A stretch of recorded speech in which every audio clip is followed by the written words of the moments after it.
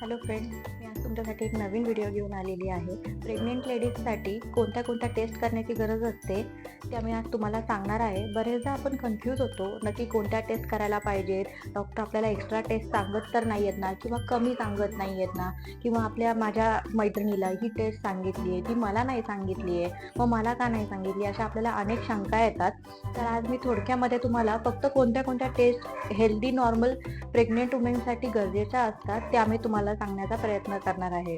त्यामध्ये सगळ्यात पहिल्यांदा जी टेस्ट आपण करतो ती कन्फर्मेशन टेस्ट. प्रेग्नन्सीमध्ये प्रेग्नन्सी कन्फर्मेशन आहे की नाही यासाठी आपण टेस्ट करतो. ती शक्यतो सगळ्या ज्या फिमेल्स त्या घरी करतात. त्या प्रेगा न्यूज सारखे जे ब्रँड्स आहेत त्यांच्या ज्या स्ट्रिप्स येतात त्या थ्रू ती टेस्ट घरीच केली जाते. 2 लाईन आल्या, सपोज त्या डार्क कलरच्या असतील किंवा थोड्याशा फेंट असतील तर त्या प्रेग्नेंट असतात असं मानलं जातं. मग ते कन्फर्मेशनसाठी आपण पुढच्या आणखी काही टेस्ट करतो. तर सगळ्यात पहिली टेस्ट असते आपण डॉक्टरकडे जाऊन करतो, ती ब्लड थ्रू केली जाते, बीटा HCG नावाची. त्यामध्ये हार्मोनल इम्बॅलन्समुळे किंवा हार्मोन काही वाढले कमी झाले या थ्रू ती टेस्ट पॉझिटिव्ह किंवा निगेटिव्ह आपल्याला समजली जाते. खूपदा असं होतं की आपली जी UPT टेस्ट असते जी आपण घरी प्रेग्नन्सी किटच्या साह्याने केलेली असते ती शक्यतो निगेटिव्ह असू शकते आणि बीटा HCG पॉझिटिव्ह येते, किंवा मग बीटा HCG पॉझिटिव्ह आलेली असते आणि ती टेस्ट निगेटिव्ह आलेली असते. तर ही जी टेस्ट असते ती 100% कन्फर्मेशन असतं प्रेग्नन्सीचं की मी प्रेग्नेंट आहे. त्यानंतर दुसरी टेस्ट डॉक्टर आपल्याकडून करून घेतात ती युरिन प्रेग्नन्सी टेस्ट. आपल्या युरिन थ्रू लॅबमध्ये आपल्याला ती टेस्ट करवली जाते. त्यामध्येही आपण प्रेग्नेंट आहे की नाही आहे हे आपल्याला कळतं. आणि तिसरी म्हणजे 100% कन्फर्मेशन. ह्या 2 टेस्ट सक्सेसफुल झाल्यानंतर म्हणजे त्या पॉझिटिव्ह दाखवल्यानंतर डॉक्टर आपल्याला ॲडवाइस करतात की सोनोग्राफी. ती एक टेस्ट असते कन्फर्मेशनची. सोनोग्राफीमध्ये आपल्याला 100% शुअर होऊन जातो आपण की आपण प्रेग्नेंट आहोत की नाही आहोत ते. तर या ज्या टेस्ट आहेत urinary pregnancy test, beta HCG आणि अल्ट्रासाऊंड या शक्यतो स्टार्टिंगच्या पिरियडमध्ये म्हणजे जेव्हा नवीन प्रेग्नन्सी असते 4 ते 8 आठवड्याच्या दरम्यान केल्या जातात. तर पहिला ट्रायमेस्टर म्हणजे पहिले 3 महिने त्यामध्ये डॉक्टर आपल्याला बेसिक टेस्ट सजेस्ट करतात. त्याच्यामध्ये येतात normal haemogram, complete blood count येतो, युरिन रुटीन येतं, किडनीची काही टेस्ट येऊ शकतात. जर डॉक्टर टू डॉक्टर ते प्रेफर करतात क्रिएटिनिन त्यांना हवं आहे की नको आहे.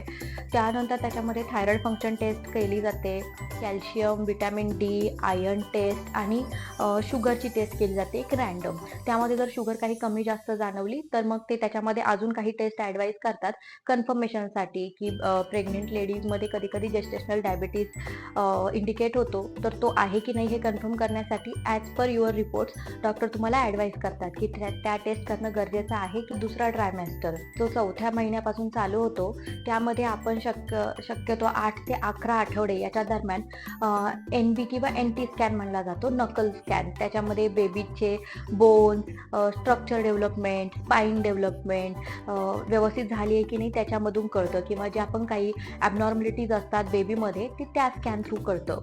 तर त्या स्कॅन थ्रू आपण डाऊन सिंड्रोमसारखे आजार टाळू शकतो, म्हणून हा स्कॅन पर्टिक्युलरली केला जातो. हा सेकंड ट्रायमेस्टरमध्ये केला जाणारा स्कॅन आहे. त्याच्यानंतर काही ब्लड टेस्ट जर तुम्हाला काही सिम्पटम्स असतील लाईक फीवर किंवा अजून काही युरिनरी कंप्लेंट्स असतील तर त्यानुसार डॉक्टर तुम्हाला ॲडवाईज करतात करण्यासाठी. अदरवाईज सेकंड ट्रायमेस्टरमध्ये ॲज सच काही ब्लड टेस्ट तुम्हाला ॲडवाईज केल्या जात नाहीत. आता थर्ड ट्रायमेस्टर आहे त्याच्यामध्ये डॉक्टर ॲडवाईज करतात तो म्हणजे बेबीचा ग्रोथ स्कॅन. तोही अल्ट्रासाऊंड थ्रूच केला जातो. तर तो एक ग्रोथ स्कॅन केला जातो थर्ड ट्रायमेस्टरमध्ये. बेबीची ग्रोथ आपल्याला कळते, हार्टबीट आपल्याला कळतात, बेबीचे नोज, हँड्स, लेग्स हे सगळं असं बऱ्यापैकी डेव्हलप झालेलं असतं. डॉक्टर आपल्याला ते दाखवतातही. तर हा स्कॅन थर्ड ट्रायमेस्टरमध्ये केला जातो. तर थर्ड ट्रायमेस्टरच्या एंडिंगला म्हणजे ॲप्रॉक्स 8व्या किंवा 9व्या महिन्यात जशी तुमची प्रेग्नन्सी इंडिकेट होतीये डॉक्टरला त्यानुसार ते तुम्हाला ब्लड टेस्ट करून ठेवायला सांगतात. म्हणजे कधीही तुम्हाला हॉस्पिटलायझेशनची गरज पडू शकते किंवा नाही पडू शकत हे तुम्हाला डॉक्टर सांगतात. तर त्याप्रमाणे हॉस्पिटलायझेशनच्या दृष्टीने डॉक्टर तुम्हाला ॲडवाईज करतात की रुटीन चेकअपसाठी जे आपण स्टार्टिंगला केलं होतं. मग त्याच्यामध्ये पुन्हा एकदा डॉक्टर तुम्हाला कंप्लीट ब्लड काउंट करून घेतात, काही किडनी फंक्शन टेस्ट पण करून घेतात. त्याच्यानंतर व्हायरल मार्कर्स म्हणजे HIV, HbSAg, VDRL आणि HCV या टेस्ट कंपल्सरी फिमेलच्या केल्या जातात. आणि ब्लड ग्रुपही पुन्हा एकदा रिपीट केला जाऊ शकतो किंवा नाही केला जात. ह्या हॉस्पिटल पॉलिसीजवरती डिपेंड असतं की सिझेरियन होणार आहे की नॉर्मल डिलिव्हरी आहे. त्यामध्ये क्रॉस मॅचसाठी ब्लड लागू शकतं, नाही लागू शकत. तर त्यासाठी ह्या सगळ्या बेसिक टेस्ट करून घेतल्या जातात.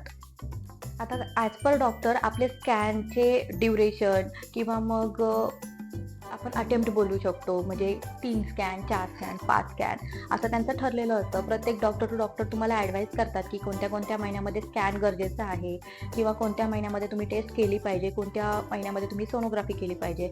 तर आपल्या डॉक्टरांच्या सल्ल्यानुसार तुम्ही सोनोग्राफी आणि ब्लड टेस्ट करून घ्या आणि हेल्दी राहा. Thank you. बाय.